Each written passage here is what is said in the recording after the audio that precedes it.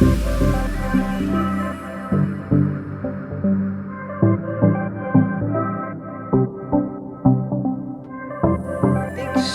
far as I remember, I always been pretty happy person. Then try to see to make people around me happy. I was kind of goofy and funny to make people laughing because life's too short to be too serious. Then when I don't achieve and people are miserable, I kind of stay away from them because they drew too much energy, and that's not good.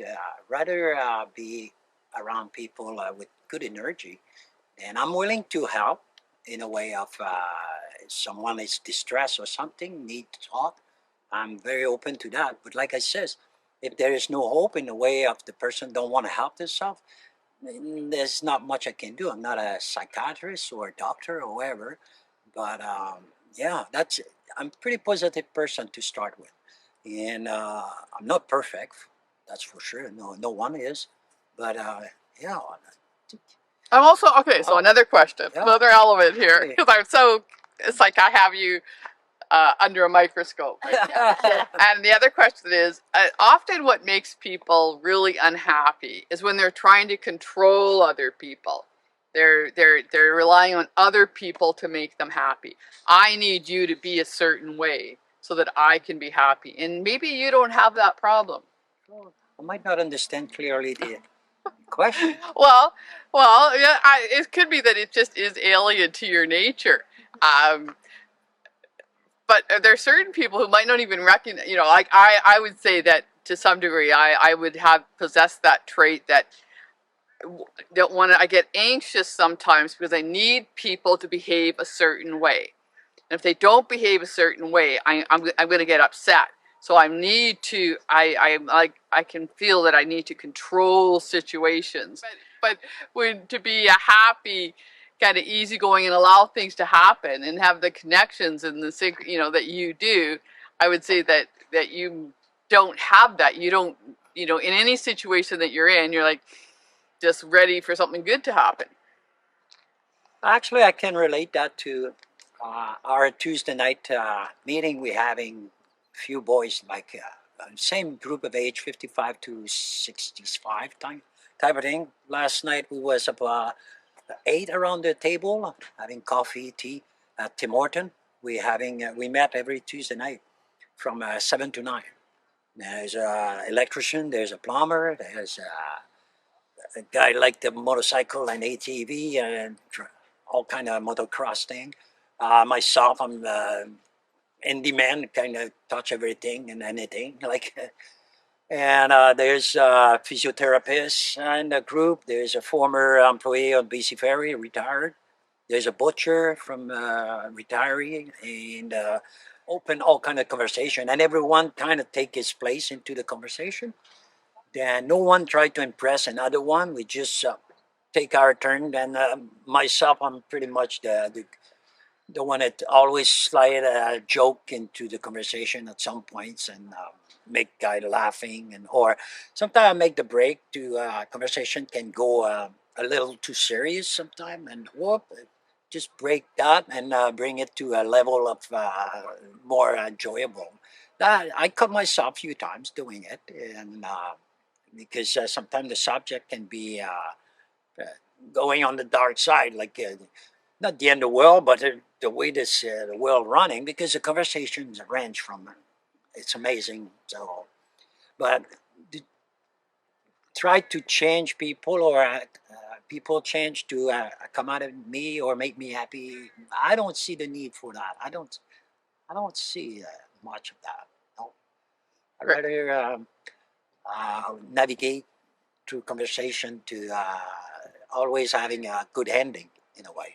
So yeah, Well, my way or the highway. well, thank you Anyway, very much. That anyway.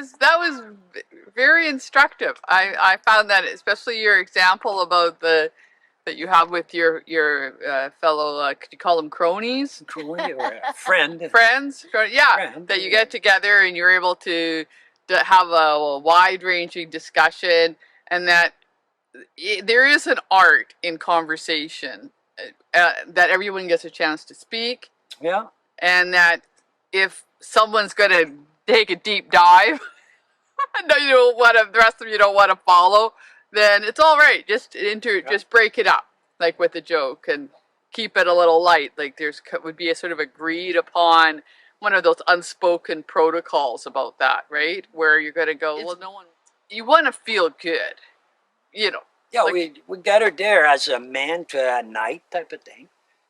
We don't want to start to talking about miserable life I have at home, my wife's home, or my kids or whatever. We don't talk much about those subjects. We talk more like the mechanic or hunting and different thing, politics, some and but joking it through that and laughing if maybe someone has a little incident and different things like that. Anyway, that's interesting. It is very interesting. Yeah. So I think what you said about the understanding is pretty good. It sounds like this group has met for a while, and this supportive role, you are doing something like beneficial. Well, unofficial, I don't take that as a role too. No, it's just it's who my you are. nature of not try to control the talk or the topic on the Yeah. table, but just many times I just listen. Yes. Then okay, and I think being a poker player, read the people in a way the facial um, the expression of the facial Yes. expression will tell you a few things. You know, if you can see the face changing when you upset someone, or you make him wonder or something. There's some read you can do, eh? Would you feel inclined to acknowledge that something just happened there, or would you, or is it kind of brushed off? If somebody looks like they're offended, do you just leave it up to them to deal with it on their own? We're all adults, right? No, usually if those situations happen, usually you before you finish to light up the like a bomb, you know, the mesh Yes. shrinking, and you see that the explosion is gonna come. Yes. You try to de-amorce the situation You, as best. or does everybody take a role? Well, if everyone at some points You does. see it. Yeah, share. because we're not there to a confrontation. Yeah. We're there to just relax and decompress the day at work and Yes. type of thing. Yes. So it does sound like there's a nice harmony there. Oh, there is How definitely. lovely. Then lovely. then you see the towing guy. He will not charge you like a friend. We do truck mostly. Like me, I got a wood. I says everyone help yourself. Then I got a favor. The electrician came to install light in the ceiling. The towing guys came to the mill with me to get the wood, and so on. We pass. Functional. Yeah. Maybe, but I have been increasingly curious for a while about the difference between men and women, because I hear men talking to each other and, okay, see you, bro. There seems to me, I get the impression of a camaraderie among men in particular, and I'm wondering if it happens among women.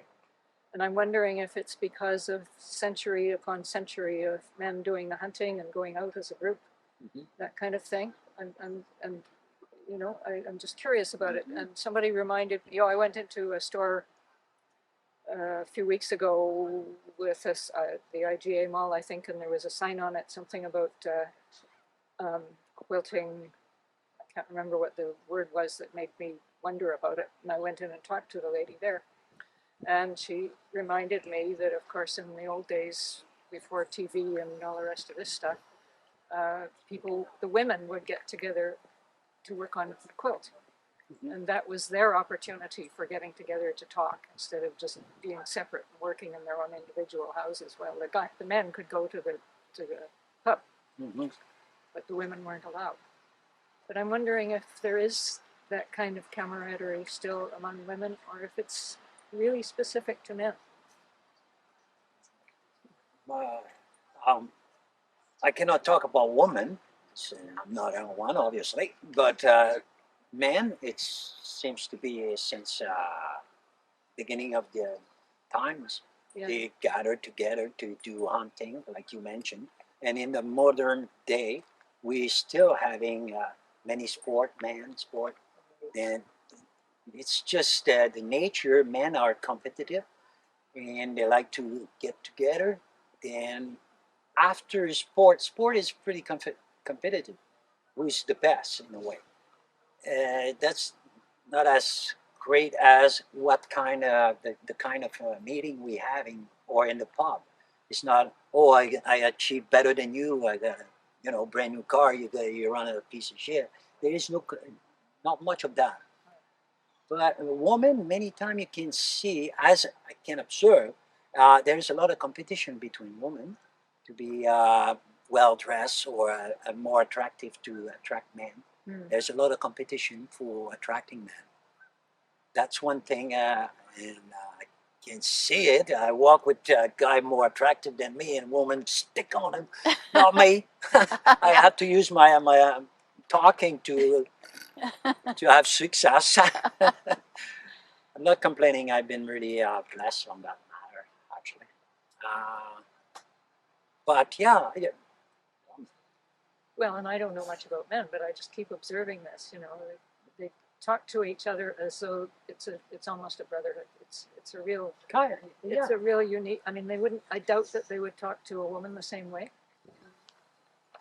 I do know what you said about competition. I've read that women do it. They say convert covertly. They don't talk about it. They don't identify it, whereas men will. But the key difference I read was that men don't take a lot of things personally, yeah. and women tend to take things quite personally. They had to remember for centuries. Yeah, because they can't really deal with it maybe in a constructive way. Whereas that was interesting for me.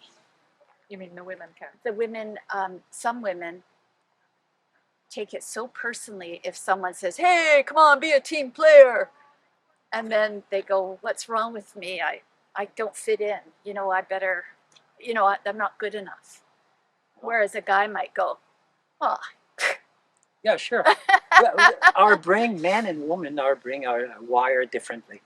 We, for example, you and I, we go to the bay store. mhm, We walk in. I'm going to the tools.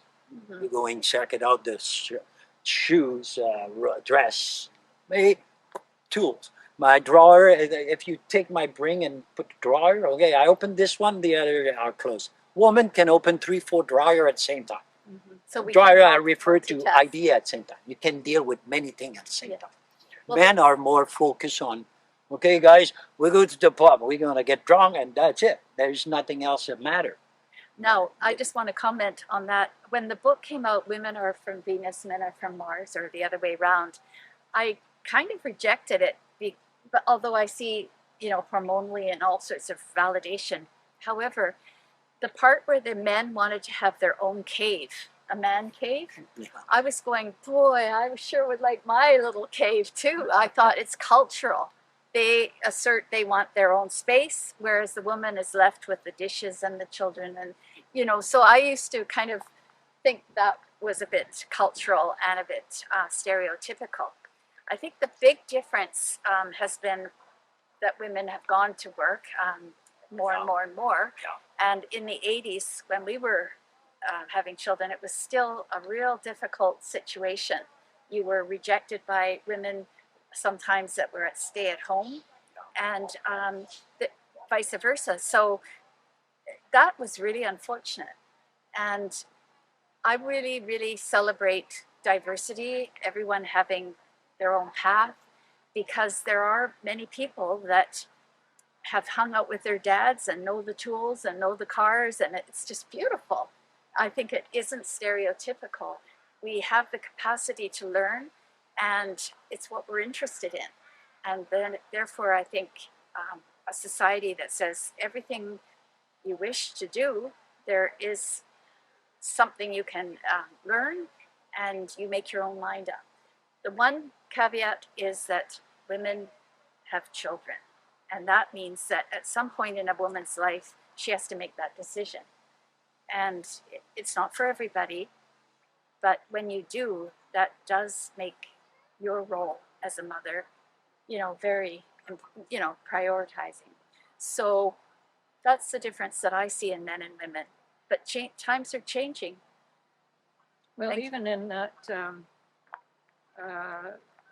issue of having children, I don't know about other cultures, but one thing that just had me in tears once when I was at an event that was sort of led by Native people was that when the women were on their time, apparently it happened somewhat synchronously, whatever, however you say it. And they would go and spend time together. And they were honored. That was very powerful energy that they had. They weren't even allowed to go into a sweat when they were on their period, because it was such a powerful, sacred energy. And so that was one time when they shared time together. I don't know which group, where I heard it was in the,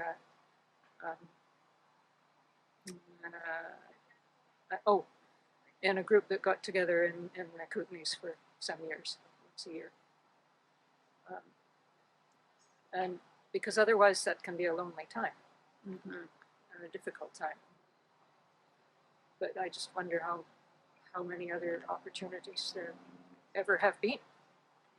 You reminded me, Sheila, I was looking at evolution of our culture, and apparently when the kitchen became the domain of women, it isolated her from the old way around the fire, the pot on the fire, everyone around. So women got isolated, and then new time-saving devices. Women had a lot more time. And then all that perfection stuff that you were talking about, like what the Joneses have, and my heart sort of really recoils at that, because so much focus on consumerism and expectations and money. And even today, like all kids having phones, and this is all money. Well, I think there is that within the men too, because they want the biggest cars or the latest or the motorcycles or the that kind of thing. So it is good to be aware. Someone are for transgender, some are not. So there's division on every aspect. Abortion or pro-life. There's so many subjects. Some are racist. No, there is no racist theory. And name it, there's so many. Now, immigration. We got Syrian came here, 40,000 in Canada. We got all kind of other, the Ukrainian crisis now. They bring Ukrainian here. There's the people don't like it, some like it. We should do more, less. After that, the climate. Is that a hoax? There is a real problem. Gasoline car or electrical car. I can go like this. The list is just getting bigger. Yes. Just to conclude my thought, my thinking about this is, as far as I know, I keep doing what I'm doing, be happy, and try to be as good a human being I can be to other. Then all we can do as human in the situation around the world, I cannot change it. We just have to adapt it, but it's locally that start. Don't try it to stop the war in Ukraine. No, it's not in our reach. But here locally, this is what we can change things locally. So whatever the future reserved to us, I have a hope in humanity in a way of we're gonna get winner overall, because that God is in control. That's how I finish it. Thank you, everyone. Perfect.